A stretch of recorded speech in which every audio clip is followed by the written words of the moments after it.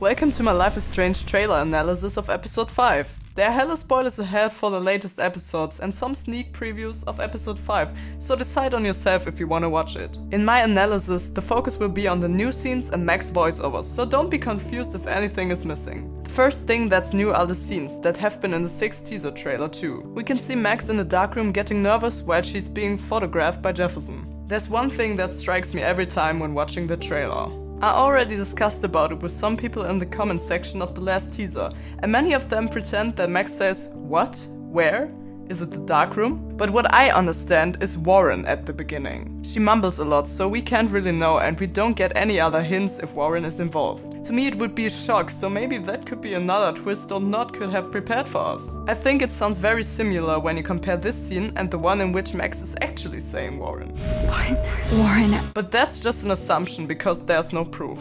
Another thing I only realized when watching the trailer is Jefferson's clothing. At the Vortex Club party he wears a light blue shirt under a black jacket. But when we can see him in the darkroom, also in the preview of episode 5, he just wears a white shirt. He could have just taken off the jacket, but he changed his shirt completely. And that seems quite strange to me because I think he wants to kill Max after photographing her, because she knows too much. So why would he have time to change his clothes, and for what reason? Furthermore, where did he get that shirt? When you investigate the darkroom with Chloe, there isn't any kind of wardrobe or something like that. The more I use my power, the more I see how little control I have over what happens. This sentence is a reference to the butterfly effect. The butterfly effect means that if you change just something little at the beginning, it will have giant consequences over the long term. Only now that it seems like the end of the world is near, Max realizes the consequences of her acts. We can also see that she's really desperate and that her powers make her situation even worse, because first they make you believe that you're in charge of the control, because you're the ruler of time and space.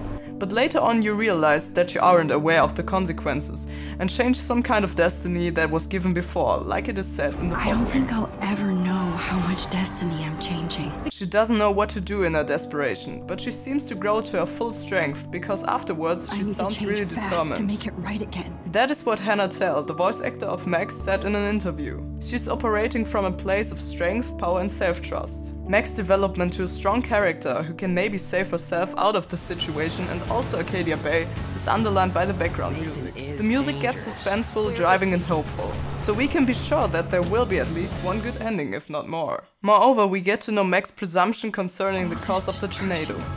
It's my fault. Max thinks that her powers are the reason for the coming storm. Throughout the trailer, Max's statements about her powers are really negative.